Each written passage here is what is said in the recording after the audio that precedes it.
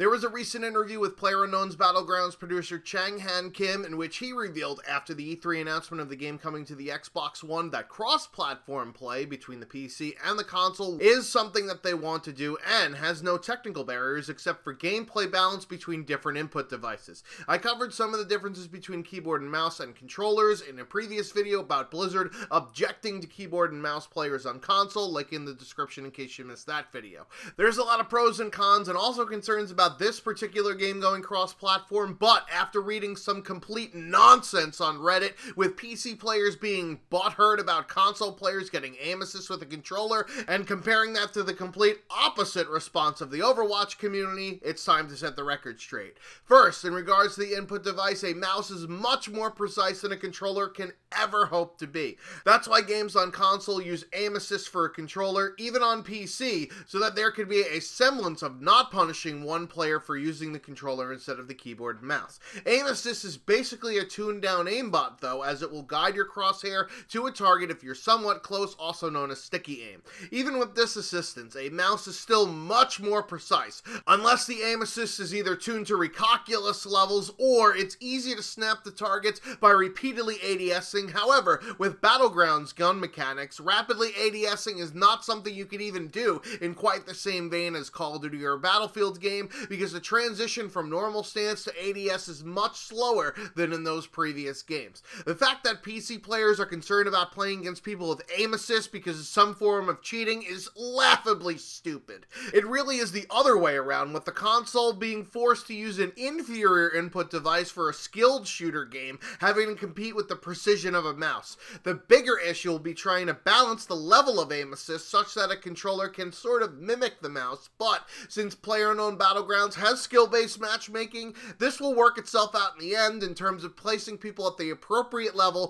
for their competency, even if the aim assist is slightly too strong or too weak. Another interesting wrinkle in this aim assist discussion is that in PlayerUnknown Battlegrounds, much like in Battlefield games, there is bullet travel and the notion of leading your shots at distance. If you're using anything higher than a 2x scope, you're going to have to lead your shots in order to land them most of the time, which goes against what sticky aim is supposed to be doing for players, which is moving your gun towards the player's hitbox. Considering the environment of PlayerUnknown Battlegrounds being one of trying to survive, much more often than in other games, long-range engagements are ideal to shoot at players that either don't know where you are or when you're in cover and they're out in the open. This means that you'll be in situations where sticky aim won't help if you're using a controller, because you'll need to lead shots and adjust for zeroing far more often than in those other games. If I were a console player, I'd be more concerned with other types of gameplay mechanics parity than aim assist. I have a $1,200 PC, which is far superior than the Xbox One in terms of hardware power, yet mostly on low and some medium settings, I could barely scrape together 60 FPS.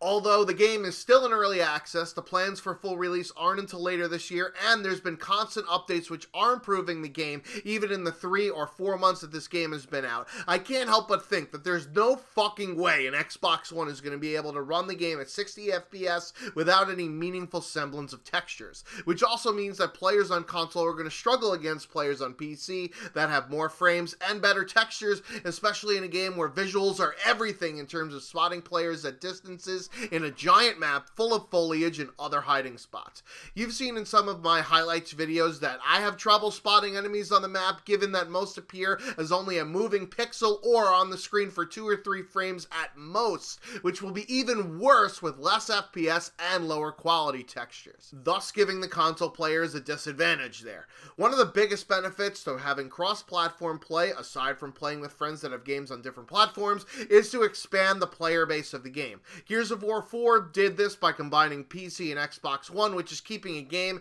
that should be completely dead on life support instead. However, PUBG doesn't have that problem. In fact, according to SteamCharts.com, it's the 3rd most popular game on Steam, with over 250,000 people playing concurrently at any given time, and even breaking the 300,000 mark recently. So why does PlayerUnknown's Battlegrounds even have to have cross-platform play if the game is so successful on PC and doesn't need to reach out to additional players to fill games? One of the ideas regarding fixing the quote-unquote problem of aim assist is to separate the servers out, one for each platform and one for cross-platform, such that PC gamers can only play in the PC-only or cross-plat server, and the console players can play in the Xbox One-only server server and the cross-platform server, but that completely negates the point of having a bigger player base by splitting it up in even more ways with 3 separate playlists. The main concern that I have, which I alluded to earlier, is the frequency of updates for the game. As of now, patches have been coming at an almost weekly basis for the game, constantly improving with each iteration.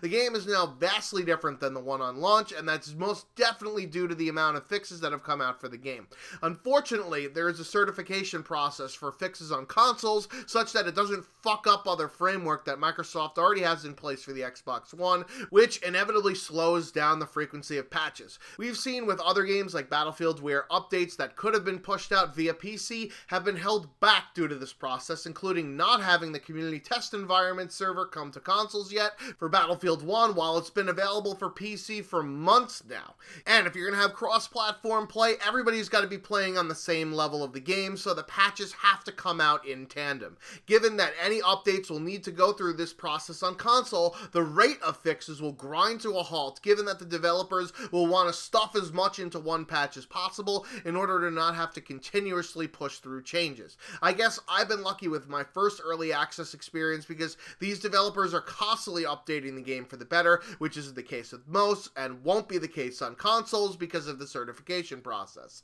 The Chicken Littles on Reddit claiming that the aim assist will ruin the cross-platform experience of the game have misdirected hostility like a 311 song, given that the keyboard and mouse, even with aim assist on a controller, is still a far superior input device. The real cons that I could see for cross-plat play are the lack of parity between the platforms in terms of hardware capability, impacting gameplay mechanics, and the certification process slowing down the updates to a snail's pace. I hope that these considerations are taken when discussing the merits of doing cross-platform play, considering that there are no technical issues standing in the way. I've been the Schwantz27, out like NBA All-Stars in the Eastern Conference. Until next time.